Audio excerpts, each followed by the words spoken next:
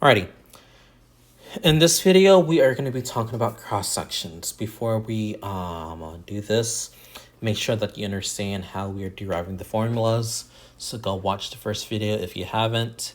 If you're comfortable without watching the first video, then you can watch this one. It's also important to note that these couple of examples right here are going to be non-calculator active. So you should be able to sketch the drawing. You should be able to know what your top minus bottom is, or right minus left. And you should know how to evaluate the integral by using your integration techniques. So let's say multiplying out the integrand, because you will need to definitely multiply out integrands for some of these examples and manipulate them. So for number 2, we want to find the volume of the solid between y is equal to x and y is equal to x squared, where the cross sections are perpendicular to the x-axis are squares. All right, so the first thing that I'm going to do is go ahead and sketch out y is equal to x. And then I'm also going to sketch out y is equal to x squared. Obviously, this doesn't need to be pretty, but you just need to understand what's happening here. And then your cross sections are going to be squares, and it's going to be perpendicular to the x-axis.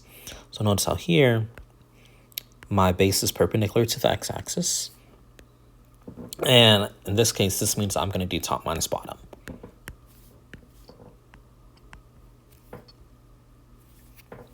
All right. Remember that the area of a square is just going to be b squared, and your b is going to be your top minus bottom. In this case, my top is going to be x, and my bottom is going to be x squared. You need to figure out what your base is. In this case, we already found out that it was f of x minus g of x. Great. We know that it's going to be square. The only thing that we kind of need to figure out is, your top is not f of x, and your bottom is definitely not g of x. Your top is x, and then the bottom is x squared.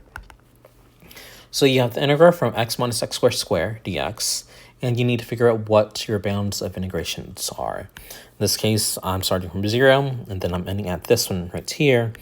And by now, hopefully, you know that this intersection is going to be 1. So I'm going from 0 to 1. Remember that I know that that's 1 because if I were to set this equal to each other, my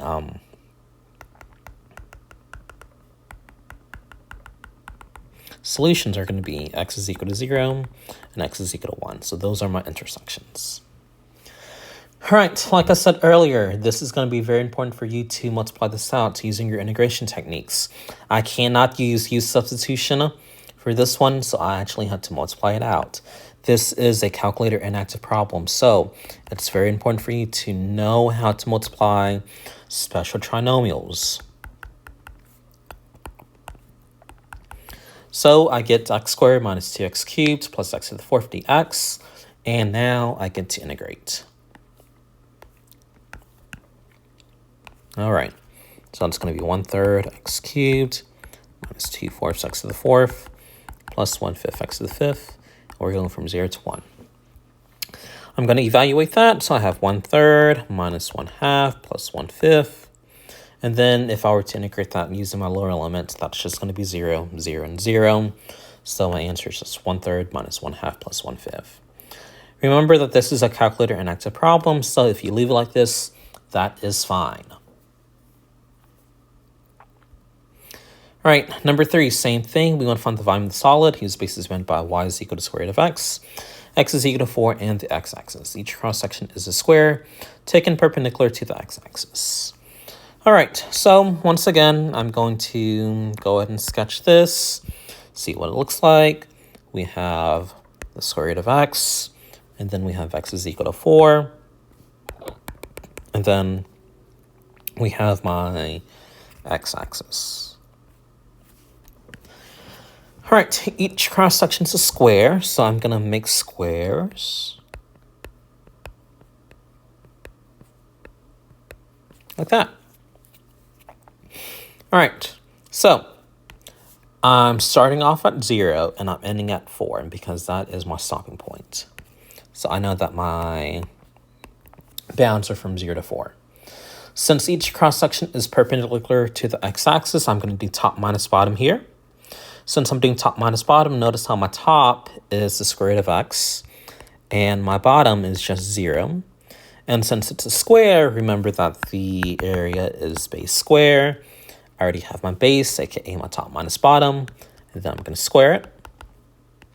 Well, the square root of x squared is just going to be x, so that's just going to be the integral from 0 to 4 of x dx. Integrate that. And then, of course, plug in, and that's going to give you 8.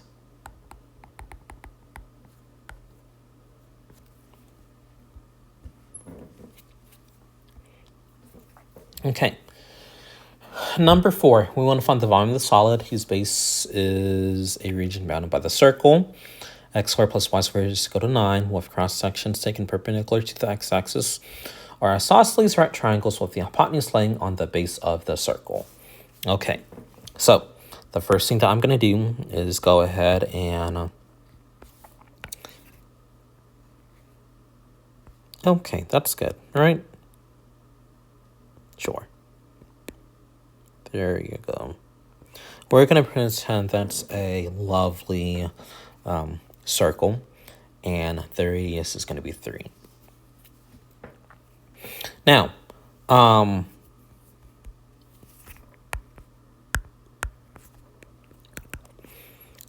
the cross sections are perpendicular to the x-axis are isosceles right triangles. So essentially what I'm doing here is this. Oops, that does not look pretty.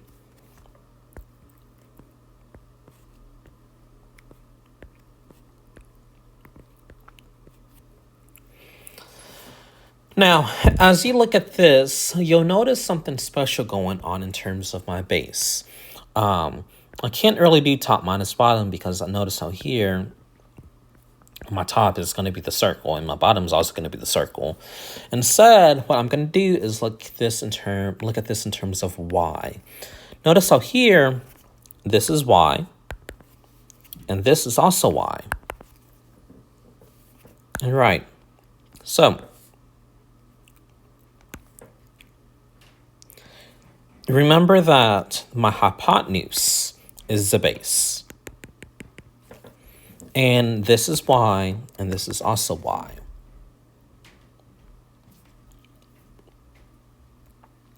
Since this is a 45, 45, 90 triangle, since this is my base of y, this means that my height is also y.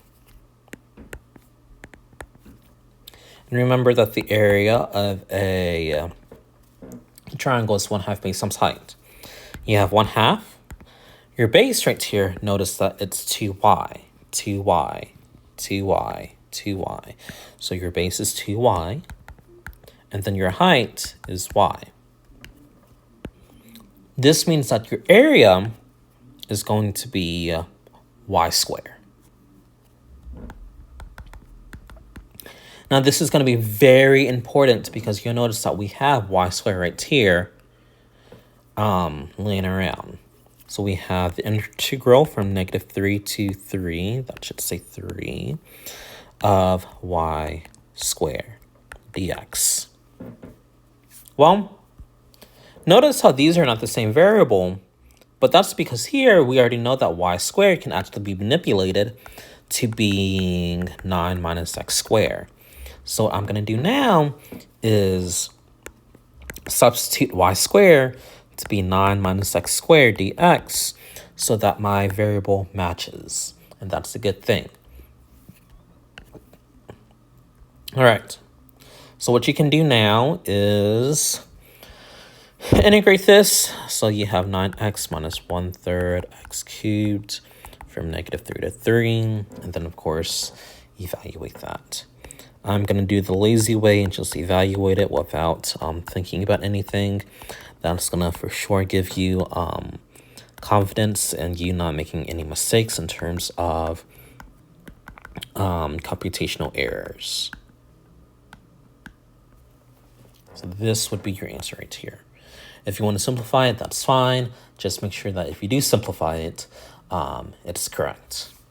Another way to think about this is looking at how this is an even function right here. And remember, with properties of an even function, I can integrate it from 0 to 3 and then multiply it by 2, because remember that the left side and the right side are basically symmetrical to each other. And you could do that. You'll still get the same answer. It's just what you prefer.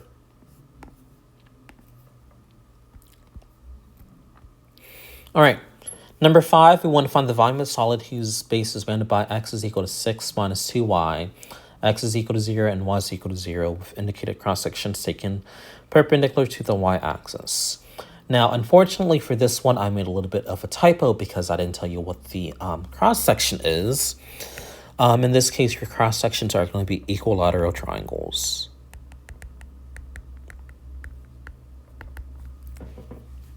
All right. So we have x is equal to 0, and then we have y is equal to 0, and then we have the line x is equal to 6 minus 2y. I'm going to put this in slope-intercept form just so that I can see what it looks like. Obviously, you could look at the x and y-intercepts if you want to and see where they are, but I just prefer to do this.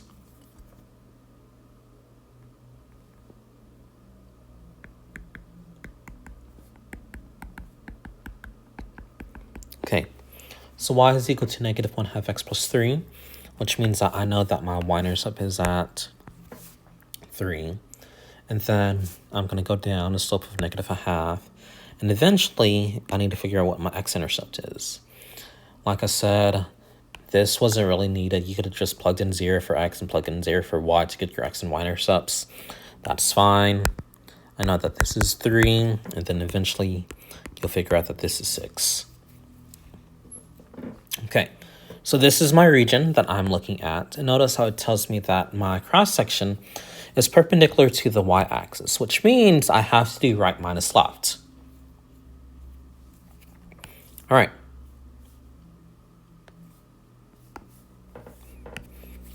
Now, you know that if it's right minus left, that means that in terms of my integration, my bounds of integration, it has to be in terms of y. In this case, I'm starting out from 0, and then I'm going up to 3. Now, remember that this is an equilateral triangle. So, notice how your base here, let me do a different color. It's going to look something like that.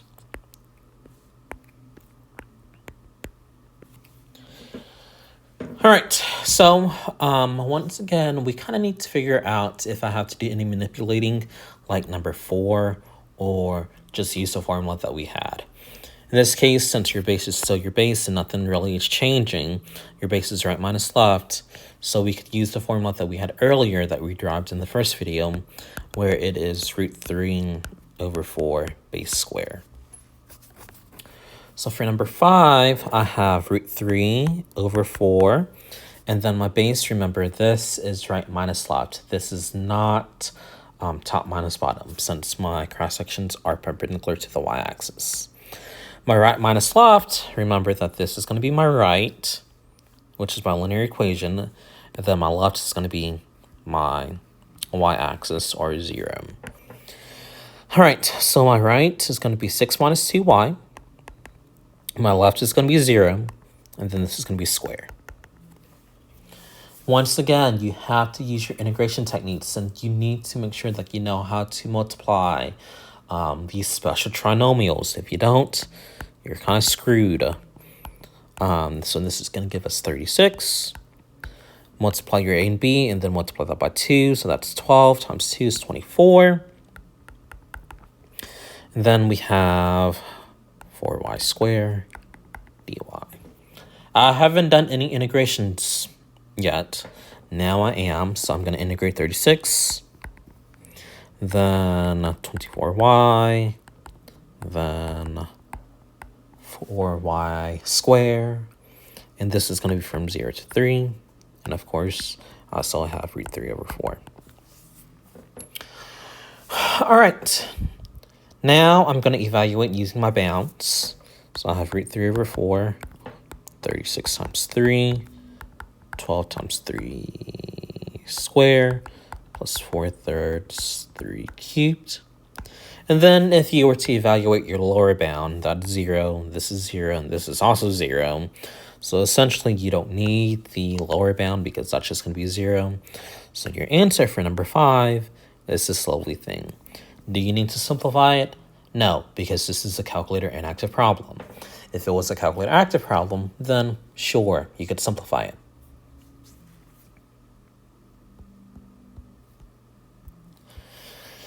All right, number 6, we have f of x being e to the 2x. R is the region from the first quadrant bounded by the graph of f of x in the vertical line x is equal to 1. R forms the base of a solid whose cross-sections are perpendicular to the y-axis or squares. Emphasis on that it's y-axis now, so remember this is going to be right minus left. We're going to write, but not evaluate an expression involving one or more integrals that gives the volume of the solid. All right, so notice how if I were to do right minus left, right minus left, right minus left, that I'm going to have to split this up into 2 parts. I'm going to have to split this up. This is my right minus left. Then I'm also going to split this up into my right minus left. So I'm definitely going to have 2 integrals. Okay, so my first integral is going to be from 0 to 1 of my right. In this case, 1 minus my left, 0. And it tells us that my cross-sections are going to be squares. So I have 1 minus 0 squared. Or 1 dx. And honestly, if you were to integrate this, you'll realize that the volume is just going to be 1. Now this makes sense because if I were to look at this and find this area right here, this is just going to be 1. And then if your cross-sections are going to be squares and your base is 1, this means that your height's 1. So 1 times 1 times 1 is 1. So this part right here in black has a volume of 1, which we found right here. Then we're going to look at my blue. We're going to do right minus left. So I have the integral from 1 to e squared. Remember that my cross-sections are squares. So I'm going to do right minus left. So that's going to be 1 minus, and then I have to figure out what my left is, aka this. Right now, it's in terms of, we have y equals. Y is equal to e to the 2x. I want to make sure that I solve for x, that it's in terms of y. So what I need to do is solve for x. I'm going to take the ln of both sides, and then I'm going to divide by 2. So that I get 1/2 ln of y. So that is my equation for this curve right here. I have my right, which is 1, and then my left, which is 1/2 ln of y. Square it, and then this is in terms of dy. So this should be in terms of dy too. Oops. All right. So once I do that, I'm going to make everything look pretty now. So I have 1, which is what we found in black, plus this integral right here in blue. This is going to give me the volume of the solid. So this is my final answer.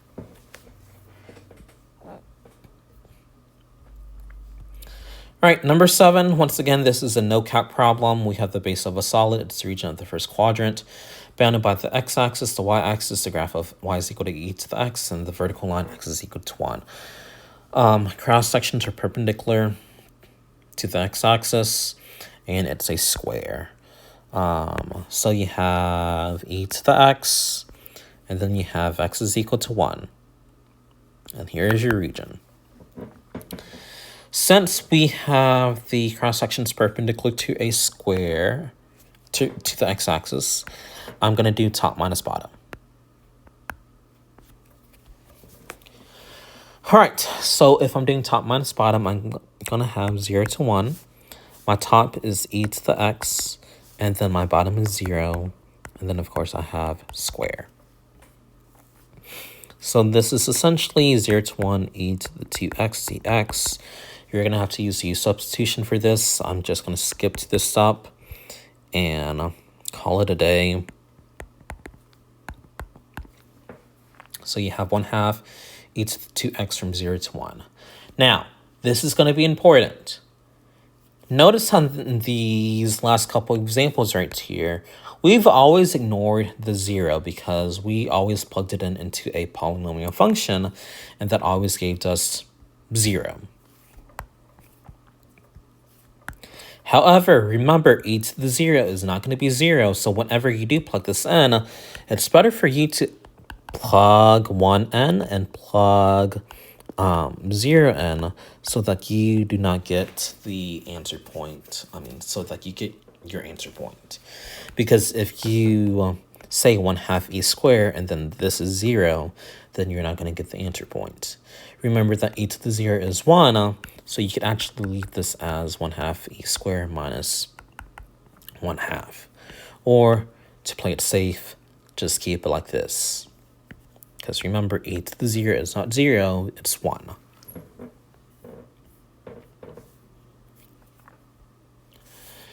All right, number 8. Once again, your cross-section is perpendicular to the x-axis, and it's a square. Surprise, surprise. All right, so we have the x-axis and the graph of y is equal to the square root of 1 minus x squared. That is a semicircle with a radius of 1. Okay, each cross-section is perpendicular to the x-axis is a square. So you have this right here. If you were to do your top minus bottom, notice how this is basically y. And remember, just like this example right here, will we need to manipulate this in terms of y? Probably not, just because notice how it's just only the upper quadrant, so 1 and 2. This is just y, which is just the square root of 1 minus x squared. All right, it's a square. We're going from -1 to 1, and then we have my top minus bottom. Remember that this is symmetrical, so what you can do is do 2, 0 to 1, and then 1 minus x squared minus 0 squared. Same thing. I'm going to do it this way because this seems a little bit easier. You're going to have 2, 0 to 1, and then 1 minus x squared dx, because remember that the square root and the square cancels out. You are going to integrate that.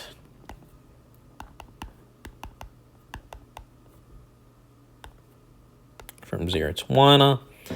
In this case, because 0 is being plugged into a polynomial function, that's just going to be 0. So then you have 1, 2, and then 1 minus 1/3. If you want to clean it up a little bit, I don't care. You can. And that's going to be 2, 2/3. And then you're going to have 4/3. If you give this right here, I will be fine.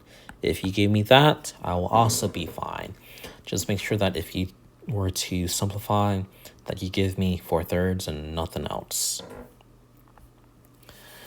All right, number 9 is going to be my last one.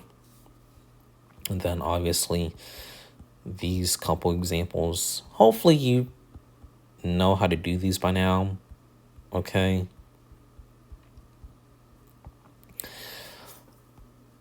We have the region enclosed the graphs of y is equal to x squared. Don't know why I drew it like that. And then we also have y is equal to 2x. So it's going to look something like that. For the solid, each cross-section is perpendicular to the y-axis, and it's a rectangle. So we are going to do right minus left. We have a rectangle whose height is 3 times its base in the xy plane. So you have your area, you have your base, and your height is 3 times that base. So you have 3b right here, meaning that your area is going to be 3b squared. So this will give me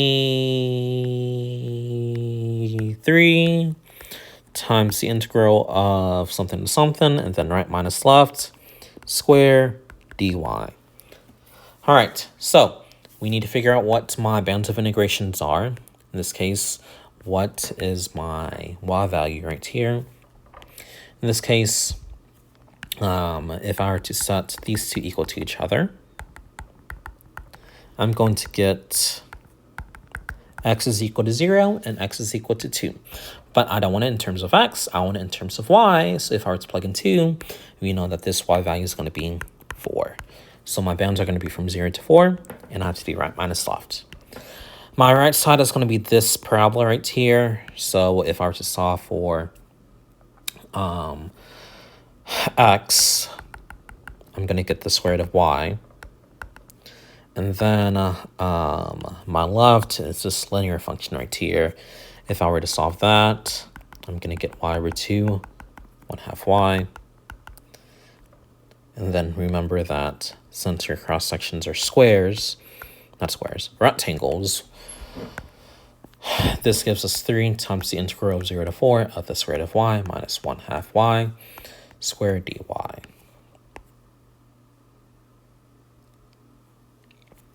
All right. Of course, the other examples, these examples are going to be your calculator active examples. So what you're going to do is just plug and chug in terms of hopefully knowing what the formulas are.